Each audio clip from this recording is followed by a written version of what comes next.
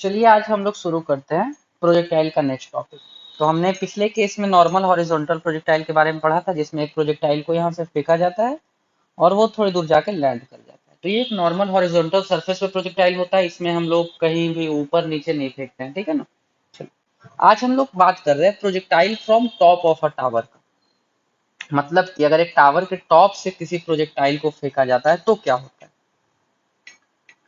तो अगर हम बात करें किसी टावर के ऊपर से फेंकने का, तो तीन ही केस पॉसिबल है कि हम कैसे फेंक सकते हैं। या तो हम उसको हॉरिजॉन्टली फेंक दें, मतलब एकदम सीधा फेंक दें, जैसे कि ये तीन कंडीशन ध्यान से देखिए। या तो हम उसको हॉरिजॉन्टली फेंक दें जैसे ये फेंका गया है, या हम उसको थोड़ा सा एंगल ऊपर देके फेंके, जैसे थोड़ा सा ये एंगल ऊपर देके हमने फेंक दिया। या तो हो सकता है कि हम उसे थोड़ा सा एंगल नीचे देके फेंक दें, मतलब नीचे की तरफ टारगेट करके फेंक दिया।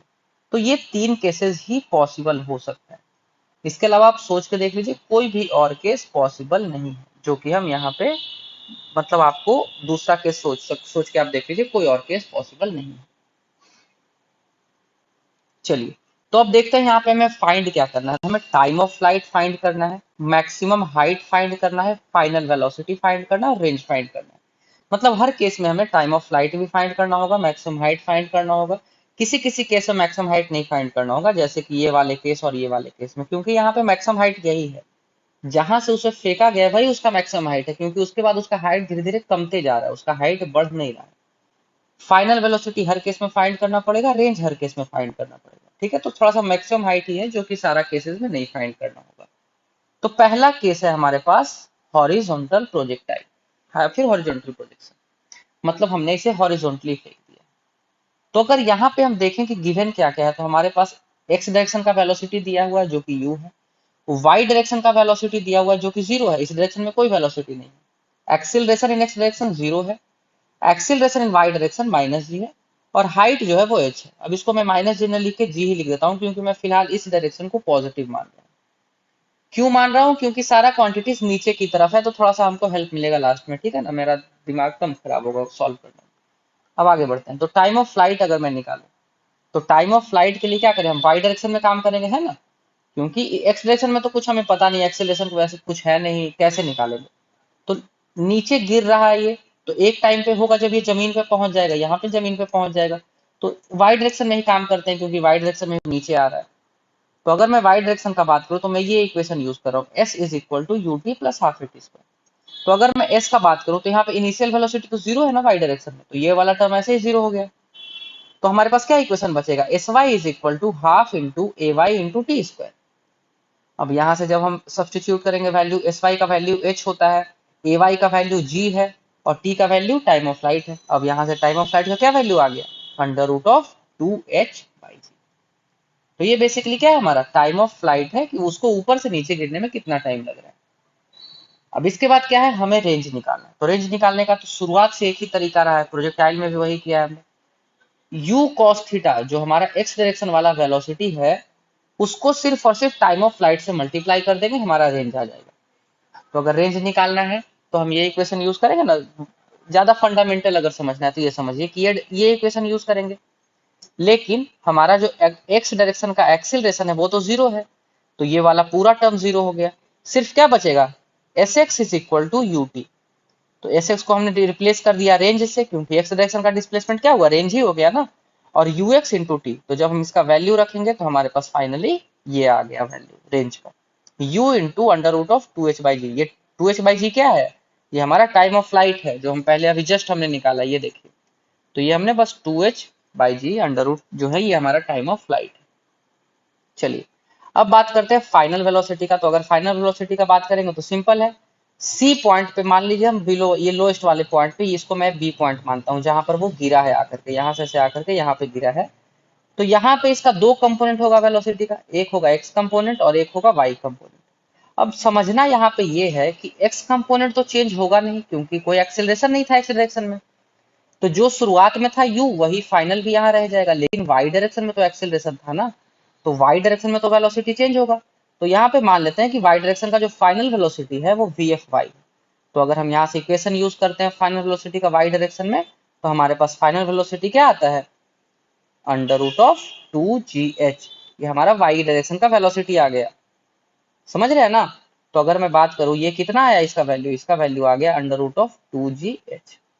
ठीक है, और ये हमें पता है ये हमारे पास u है। तो दोनों चीज हमें पता चल गया, हमें एक्स डायरेक्शन का भी वेलोसिटी पता चल गया और वाई डायरेक्शन का भी पता चल गया। तो अगर हम फाइनल निकालना चाहते हैं तो दोनों को स्क्वायर करके ऐड कर देंगे ना सिंपली। तो दोनों को स्क्वायर करके ऐड करते हैं तो ये हमारा फाइनल वेलोसिटी आ जाता है। ठीक है, बहुत ही सिंपल है, बहुत ही फंडामेंटल से मैं बता रहा हूँ सब कुछ। ठीक है ना, चलिए अब आगे बढ़ते हैं। तो अगर वो किसी थीटा एंगल से ऊपर फेंका गया, किसी थीटा एंगल से ऊपर फेंका गया तब क्या होगा? तो यहाँ पे अगर हम देखें तो u x is equal to u cos theta है, u y is equal to u sine theta है ना, u y equal to u sine theta, u x u cos theta है।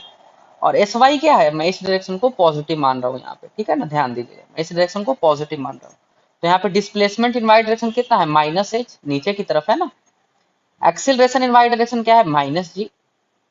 और एक्सेलरेशन इन एक्स डायरेक्शन फिर से zero. Acceleration x direction में कभी नहीं होता है। कोई भी काइनेमेटिक्स पढ़ लीजिए, काइनेमेटिक्स में एक्स डायरेक्शन में कभी एक्सेलरेशन जनरली नहीं होता है जब तक प्रोजेक्टाइल का बात कर रहे हैं।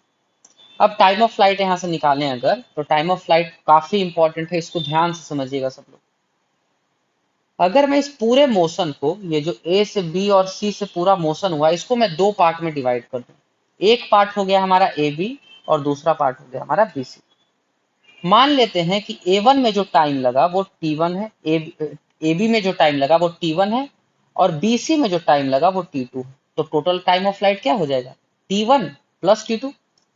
अगर T1 हमारा टाइम इन AB और T2 हमारा टाइम इन BC है तो हमारा total time of flight T1 plus T2 हो जाएगा ना। अब T1 का वैल्यू याद कीजिए, हम लोग जब प्रोजेक्टाइल पढ़े थे तो वहां पे हम ये वाला टाइम का वैल्यू तो निकाल चुके हैं ना, 2u sine theta by g. Time of flight in normal projectile याद कीजिए थोड़ा, 2u साइन थीटा बाई जी, ये वाला निकाल चुके हैं हम लोग पहले ही। तो हमें ये T1 का वैल्यू तो पता है, निकालना हमें क्या है? T2 का वैल्यू। अगर हमें T2 का वैल्यू निकालना है, क्योंकि T1 हमें पता है, ये काफी सिंपल, हम लोग पहले भी पढ़ चुके हैं, लेकिन अगर हम T2 निकालना है तो ये काफी इंपॉर्टेंट है। देखिए ध्यान से, अगर मैं C पॉइंट का बात करूं, ये हमारा,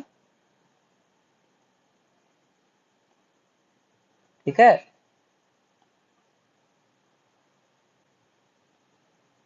हाँ, ये हमारा C पॉइंट है और ये हमारा B पॉइंट। तो अगर मैं C पॉइंट का बात करूं तो यहाँ पे एक u cos थीटा तो सेम रहेगा, लेकिन ये y डायरेक्शन वाला वेलोसिटी फिर से चेंज हो जाएगा। जैसा कि मैंने बोल रहा हूँ, बार बार एक ही चीज बोल रहा हूँ कि जिस डायरेक्शन में एक्सेलरेशन रहेगा उसी डायरेक्शन में वेलोसिटी चेंज होगा। तो यहाँ पे u sin थीटा वेलोसिटी था, यहाँ पे कुछ और वेलोसिटी हो जाएगा। तो अगर हम वो वाला वेलोसिटी निकाले तो वो वाला वेलोसिटी क्या आ जाएगा? ये आ जाएगा, ये सॉरी ये आ जाएगा। ठीक है, v y square is equal to u y square plus 2gh। तो यहां से अगर हम वी वाई निकालना चाहते तो क्या हो गया? U square sine square theta plus 2gh। ये हमारा final velocity in y direction आ गया। अब अगर हम यहाँ का फाइनल वेलोसिटी निकालना चाहते हैं तो वो क्या हो जाएगा?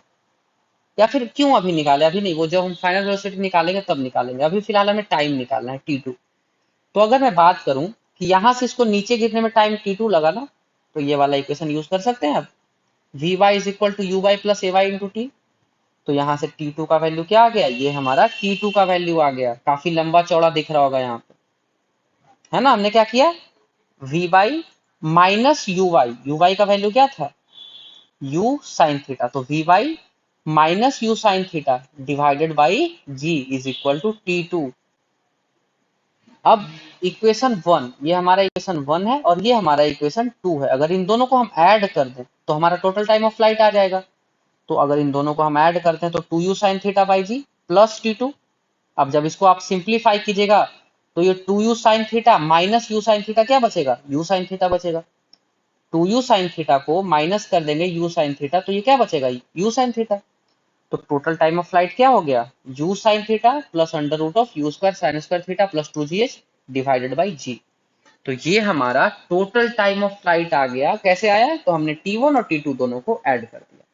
अब अगर हम रेंज निकालना चाहें तो रेंज कैसे निकलेगा? सिंपल है, अभी तक एक ही काम कर रहे हैं, बार बार मैं एक ही चीज बोल रहा हूँ कि रेंज के लिए एक ही काम करते हैं, ux into time of flight. तो ux into time of flight ये हमारा रेंज हो गया। यहाँ से जस्ट कॉपी पेस्ट कर दीजिए टाइम को, तो ये हमारा रेंज आ गया।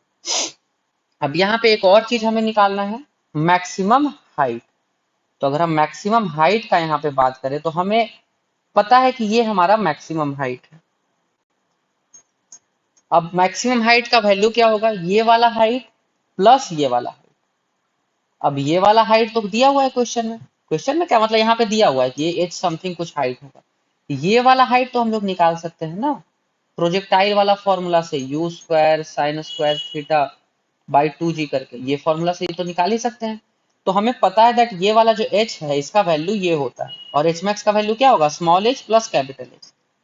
तो अगर मैं फाइनली एच मैक्स निकालना चाहता हूँ तो ये हो जाएगा 2gh, इसको सिंप्लीफाई कर दीजिए, 2gh plus you square sine square theta divided by 2g, ये हमारा एच मैक्स का वैल्यू। अब अगर हम फाइनल वेलोसिटी निकालना चाहें तो इतना कुछ करने का सिंपल है, हम पहले भी वी एफ वाई तो निकाल ही चुके हैं ना, you square sine square theta plus 2gh हम लोग ऊपर भी निकाल चुके हैं, और वी एफ एक्स तो हमें पता है यू कॉस थीटा। तो अगर हमें फाइनल वेलोसिटी निकालना है तो दोनों को स्क्वायर करके ऐड कर देंगे। अब ध्यान से देखिए, जब दोनों को स्क्वायर करके ऐड करेंगे तो क्या होगा, you square sine square theta plus 2gh plus you square cos square theta. अब ध्यान से देखिएगा तो ये दोनों को हम क्या लिख सकते हैं, यू स्क्वायर सिंपली लिख सकते हैं ना, क्योंकि sign square theta plus cos square theta 1 होता है। तो हम यहाँ से इन दोनों को लिख सकते हैं यू स्क्वायर प्लस 2gh। तो हमारा फाइनल वेलोसिटी का क्या वैल्यू आ गया, यू स्क्वायर प्लस 2gh। ध्यान दीजिएगा तो पिछले केस में भी फाइनल वेलोसिटी का यही वैल्यू आया था, यहाँ भी यू स्क्वायर प्लस 2gh ही आया था। बहुत ही इंटरेस्टिंग रिजल्ट है। अब आगे देखते हैं थर्ड केस। अब अगर इसे नीचे फेंका गया है, नीचे फेंका गया है, चलिए नीचे फेंका गया है तो क्या हुआ, तो यहाँ पे नीचे वाले डायरेक्शन को मैं पॉजिटिव ले रहा हूँ क्योंकि सारा क्वांटिटी नीचे की तरफ है। तो यू एक्स हमारा यू कॉस थीटा है, यू वाई हमारा यू साइन थीटा है, एस वाई हमारा एच है, ए वाई हमारा जी है, और एक्स जीरो है फिर से। ठीक है, तो ये सारा क्वांटिटीज हमें गिवन है। अब टाइम ऑफ फ्लाइट का पहले बात करते हैं।